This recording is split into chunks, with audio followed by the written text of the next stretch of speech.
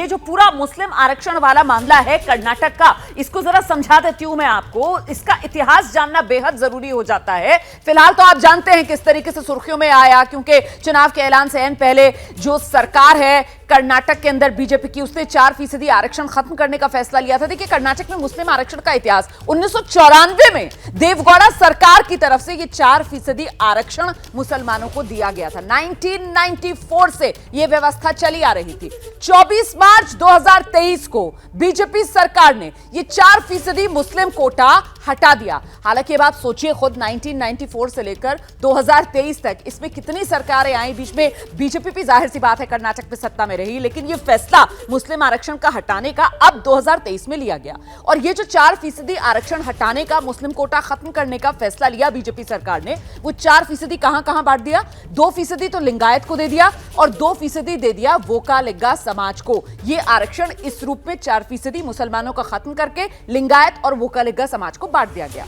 अब इससे हुआ क्या कि लिंगायतों को जो पहले से आरक्षण मिला हुआ था 5%, वो बढ़कर पहुंच गया 7% पर।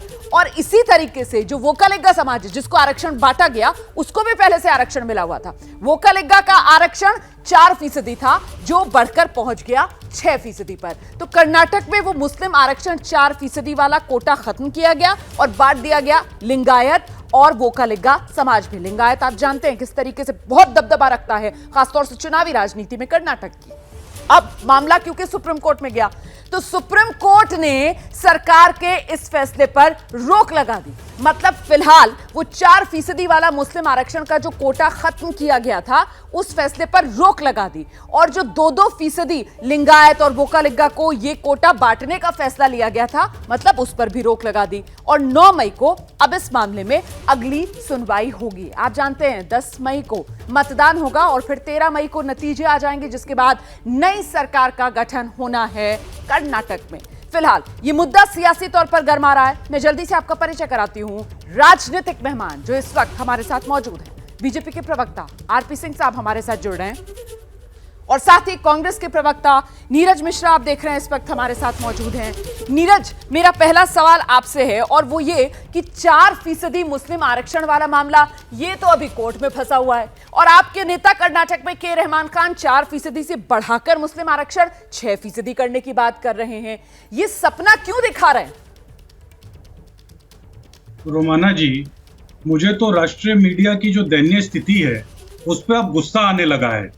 आपने अभी अपनी रिपोर्ट से पहले जो हेडलाइन पढ़ी, आपने बताया कि कैसे मल्लिकार्जुन खड़गे, जो सिर्फ ना तो कांग्रेस के अध्यक्ष हैं पर वो नेता प्रतिपक्ष भी है राज्यसभा में, उनको जान से मारने की और उनके परिवार को जान से मारने की एक बीजेपी का टुच्चा सा नेता, जिसके ऊपर मर्डर के केस चलते हैं, और वो आप सोचिए कि इनका कैंडिडेट भी है कर्नाटक की विधानसभा में, आप उस पर बहस करने के बजाय आप किस चीज पर बहस कर रही है? आज यही अगर अमित शाह के बारे में और जेपी नड्डा के बारे में किसी फ्रिंज एलिमेंट ने कहा होता तो आज तो आग लग गई होती। ये जोशी जी का डर क्या राष्ट्रीय मीडिया के ऊपर इतना है कि एक पार्टी के राष्ट्रीय अध्यक्ष और उसके परिवार को मारने की बात की जाएगी और आप लोग चुप हो जाएंगे? ये तो मुद्दा ही नहीं है। प्रधानमंत्री जी हार मान चुके हैं। खबर आपने खुद ही बताया कि वो चल गई है चैनल पर, इसमें क्या बहस करने की गुंजाइश है? रोमाना जी, ये मामला आप रिपोर्ट कीजिए, आप रिपोर्ट कीजिए मामला, कानून अपना काम करेगा। इसमें विवाद क्या है? बहस उस मुद्दे पर होती है जो विवादित बयान होते हैं। आप इस मामले को विवादित मान रहे हैं? अरे आपके अध्यक्ष हैं, आप खुद उनकी सुरक्षा को लेकर संवेदनशीलता दिखाने की बजाय आप उसका चुनावी फायदा लेना चाहते हैं, आप उसको बहस का मुद्दा बनाना चाहते हैं। ये चाहते हैं आप ये चाहते हैं आपके अध्यक्ष की सुरक्षा का मुद्दा जो है वो चुनावी मुद्दा बने, वो चुनावी मुद्दा बने। सर आप अपनी बातों को सुन लीजिए और शर्म कर लीजिए। सर मुझे मत बताइए मैं कहां लाज करूं, वो आपके लिए मुद्दा कहां नहीं लाज है। करूं और कहां निर्लज हो जाऊं, मुझे मत बताइए। मुझे ये लाज और निर्लजता का पाठ मत पढ़ाइए। आप मुद्दे पर आइए, आप मुद्दे पर आइए सर। आप खुद शर्म कीजिए, आप खुद शर्म कीजिए। आपके अध्यक्ष की सुरक्षा का मामला, संवेदनशील मामला, और आप मुझे कह रहे हैं कि मैं यहाँ बैठकर उस पर बहस करूं। मैं क्यों बहस करूं? मैं क्यों बहस करूं? तो एकदम आग लगा दी होती। भाई किसी की सुरक्षा का मामला, इस पर बहस क्या बनती है? आप जाइए, आप पुलिस में शिकायत दर्ज करवाइए, आप पुलिस से कहिए वो एक्शन ले। आप मुझे कह रहे हैं कि मैं उस पर बैठकर बहस करूं। जा रहे हैं रोमाना इसार खान जी, हम तो जा रहे हैं, लेकिन देश की मीडिया को अपने जो सिद्धांत है उन पर वापसी लौटना होगा। अच्छा, मतलब वो जोशी जी का डर जो है ना, आप सोच विचार करके जाएंगे पुलिस में शिकायत करने के लिए, लेकिन उससे पहले आप चाहते हैं कि मीडिया जो है इस बात का ढोल पीटे कि जी आपके अध्यक्ष को जान का खतरा है, आपके अध्यक्ष को जान का खतरा है। सर, खबर को खबर की तरह दिखा दिया गया है, इसमें बहस की कोई गुंजाइश है नहीं। आप तमाशा बनाना चाह रहे होंगे अपनी पार्टी के अध्यक्ष की सुरक्षा के मुद्दे को। मैं तो नहीं चाहती हूं सर उनकी सुरक्षा का मुद्दा तमाशा बने, और ना मैं उस पर बहस करना चाहती हूँ। मैं आपसे उस मुद्दे पर बहस कर रही हूँ सर जो विवादित मुद्दा है, आरक्षण का मुद्दा है। जवाब देते बन नहीं पा रहा क्या आरक्षण के मुद्दे पर? जवाब दीजिए।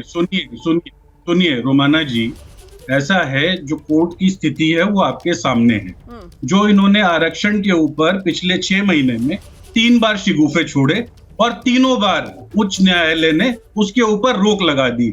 इन्होंने जिस तरीके से, चाहे वो SC ST का आरक्षण था, चाहे मुसलमानों का आरक्षण था, चाहे वोकालिगा का आरक्षण था, चाहे लिंगायत का आरक्षण था, तीनों मुद्दों के अंदर उच्च न्यायालय ने इनको फटकार लगाई। इनको कहा कि आप लोगों के पास ये अधिकार नहीं है, आप लोग चुपचाप अपने घर में बैठ जाइए। ये तो तुष्टीकरण की राजनीति है। लेकिन कहने की बात सिर्फ ये है, रहमान खान जी ने जो भी कहा वो उनकी निजी बयान है। अच्छा। उस पे कांग्रेस पार्टी के आपने किसी आधिकारिक आदमी से तो नहीं सुना कि हमने क्या कहा। हमने तो कहा कि जो डबल इंजन की सरकार कर्नाटक में है, जो 40% कमीशन लेती है, दिल्ली में बैठकर संजय शेरपुरिया के घर पे और कर्नाटक में बैठ के ईश्वरप्पा के घर पे। क्या मजबूरी है मेरी, बताइए। मैं अभी आपको बताती हूँ कि मैंने ओए होए होए होए नमकीन के चटकारे लेते हुए टकटकी मार के डिबेट शो को पॉज रिपीट कर कर के देख रहे हैं जोगिंदर जी।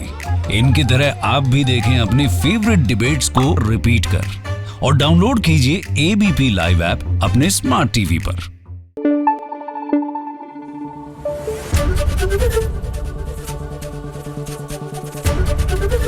ABP न्यूज आपको रखे आगे।